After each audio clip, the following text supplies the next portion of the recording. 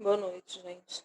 Aula passada eu pedi para que vocês fizessem a atividade da página 125, apenas as 5 primeiras, né? Vocês podem pegar a atividade de vocês para acompanhar a correção. Questão número 1 explica a diferença entre população, povo e etnia. Bom, população é o conjunto de pessoas que reside, né, que mora em determinado local, em determinado país, determinada cidade, estado, enfim, determinado território. O povo, ele é constituído pelos habitantes de um território nacional. Então, a população brasileira, ela é diferente do povo brasileiro. Por exemplo, vamos imaginar que eu tenha me mudado, sei lá, para os Estados Unidos. Eu continuo fazendo parte do povo brasileiro, porém não faço parte da população brasileira, porque eu não estou residindo num território brasileiro. Qual que é a outra aqui? Etnia, né? A etnia, ela tem a ver com a questão da identidade. Então, a etnia, ela é sinônimo de nação. Etnia é um conceito mais voltado aí para antropologia, né? Antes dos avanços dentro da sociologia e da antropologia, a etnia era tido como conceito de raça. Hoje foge um pouco porque a gente entende que exista, quando falamos de pessoas, seres humanos, existe apenas uma raça, que é a raça humana, e essa raça humana ela se divide aí em várias etnias. Tá? Então, basicamente, a diferença é essa. A questão número 2, porque os indicadores econômicos não refletem a realidade da população. Gente, os indicadores econômicos é um cálculo médio, né? Então, por exemplo, o PIB brasileiro ele é um dos PIBs mais altos da América Latina. Entretanto, não é porque o Brasil tenha um PIB alto que cada brasileiro vai receber exatamente aquela parcela X do PIB, né? Porque a gente sabe que a per capita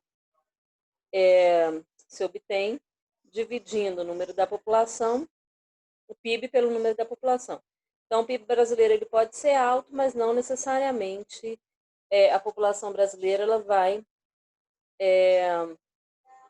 receber exatamente aquela divisão exata, né, do PIB. Então, é apenas uma média, tá? Por isso que não são exatos. A próxima questão, só um pouquinho, página 125, é porque eu tenho que... Acabei desmarcando aqui, gente, mas eu cheguei lá. Que fatores influenciam no crescimento populacional? Gente, o crescimento populacional, ele é diferente do crescimento vegetativo. Quando eu falo de crescimento vegetativo, eu vou considerar número de nascidos, né, número de nascimentos, número de óbitos. Então, quantas pessoas nasceram, quantas pessoas morreram, fazer ali a diferença e tem o crescimento vegetativo. O crescimento populacional, ele vai considerar também o fluxo migratório, quantas pessoas entraram, quantas pessoas saíram, e somar esse fluxo migratório ao crescimento vegetativo. Então, eu posso considerar que o crescimento populacional, ele considera nascimentos, óbitos e movimento migratório, certo?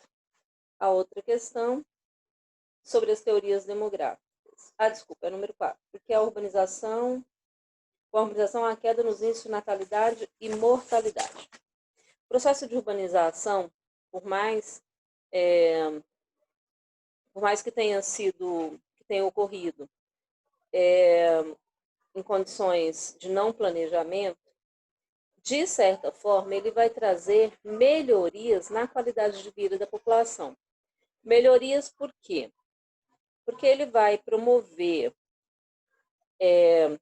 evoluções, né, na questão da infraestrutura, ele vai promover evoluções na questão da assistência à saúde, na questão da educação.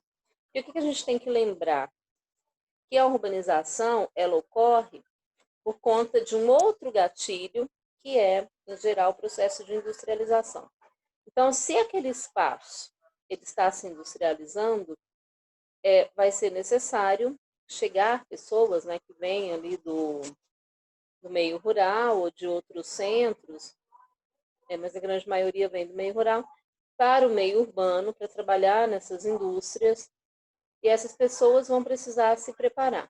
À medida que elas se preparam, né, elas vão ter uma educação um pouco melhor, elas vão ter acesso à assistência à saúde.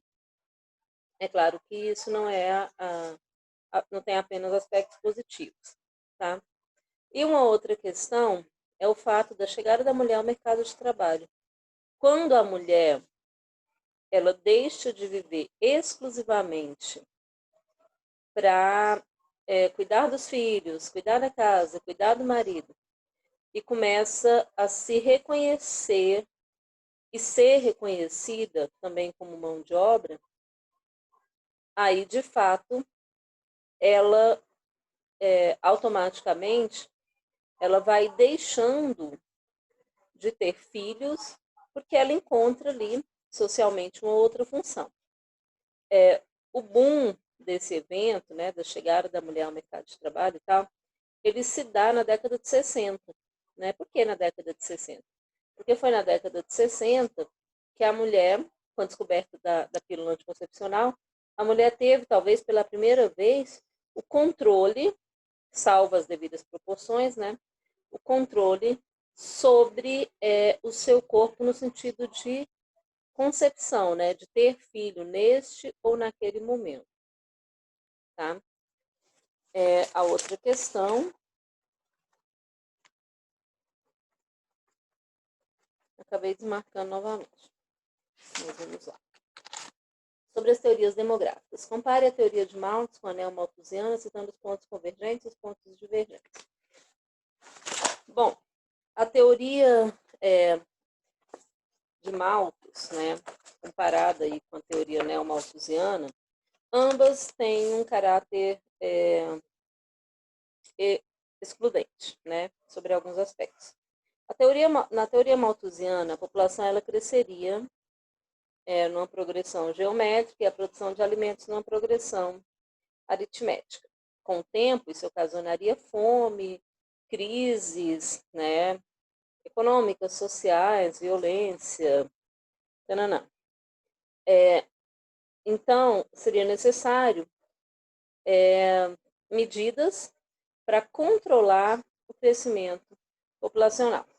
Já a teoria neo-malthusiana, ela simplesmente dizia que as taxas mais elevadas de natalidade dos países pobres acabavam comprometendo o desenvolvimento das atividades econômicas e contribuindo aí para o aumento da pobreza. O que contribuía, né, para a implantação de uma política de controle de natalidade. Ambas as teorias, elas traziam consigo essa ideia de haver a necessidade de impor à população um controle de natalidade. Porém, elas divergiam quando a primeira, né, quando a malthusiana dizia que era necessário diminuir a população para sobrar comida, e a neo-malthusiana dizia que era necessário diminuir a população para diminuir também a pobreza. Então, nós temos aí um ponto de convergência e um ponto de divergência. A letra B, da mesma questão, faço uma síntese da teoria reformista. A teoria reformista, ela foi elaborada aí, logo após a Segunda Guerra Mundial, 1945, durante o processo de criação da ONU. Essa teoria, ela foi desenvolvida pelos representantes aí dos países em processo de desenvolvimento. E ela surgiu para se impor a teoria neo-malthusiana. ela defende a ideia de que as elevadas taxas de natalidade dos países pobres são a consequência da pobreza e não a causa da pobreza. E sendo consequência, faz-se necessário criar condições para que essas pessoas possam planejar o tamanho das suas famílias de acordo com as suas condições financeiras. Então, essas pessoas deveriam ter, as pessoas dos países pobres, os mais pobres, deveriam ter acesso, por exemplo, a melhorias na área da educação, a melhorias na área de saúde, acesso ao emprego, para que elas pudessem se organizar dentro do processo de crescimento populacional. E a partir daí haveria, sim, não controle, mas um planejamento espontâneo da natalidade.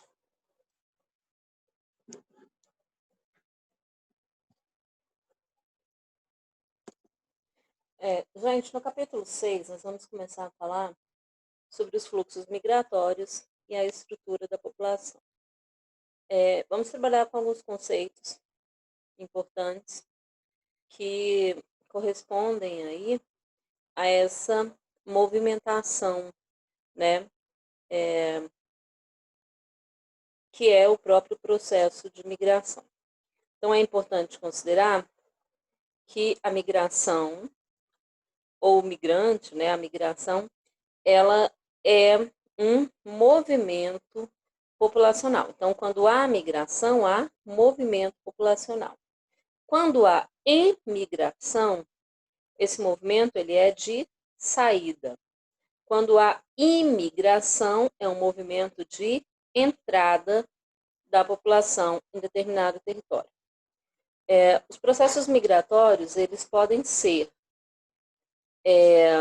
espontâneos, forçados, ou também podem ser sazonais ou pendulares. Ele é espontâneo quando a pessoa ela decide migrar, né, decide mudar. Ele é forçado quando a pessoa é empurrada, né, do seu local para algum outro local, seja por questões políticas, questões de segurança, problemas relacionados a condições climáticas, problemas religiosos, né? Ele foi forçado, ele foi empurrado. A pendular, ela ocorre quando há um movimento de migração num curto espaço de tempo. Aí na nossa região é muito comum as pessoas morarem em Poça e trabalhar no Rosário. Então essas pessoas, elas realizam movimento pendular, né? Elas vão e voltam de um lugar a outro num curto espaço de tempo. E o sazonal é quando há um planejamento do tempo que vai durar esse processo migratório. Então, por exemplo, o cidadão mora em São Desidério, na Bahia, e vem todos os anos se empregar nas fazendas lá para trabalhar na colheita da soja. Então, todos os anos ele passa, em média, sei lá, 4 meses, né? Ele já planeja esse processo migratório. Acabou a colheita da soja, ele pega o dinheiro que ele ganhou, leva para a sua cidade. Isso é muito comum no Nordeste brasileiro, no Norte de Minas Gerais, em relação aos boias-frias e outros trabalhadores que realizam esse chamado trabalho sazonal, tá? Ou migração sazonal.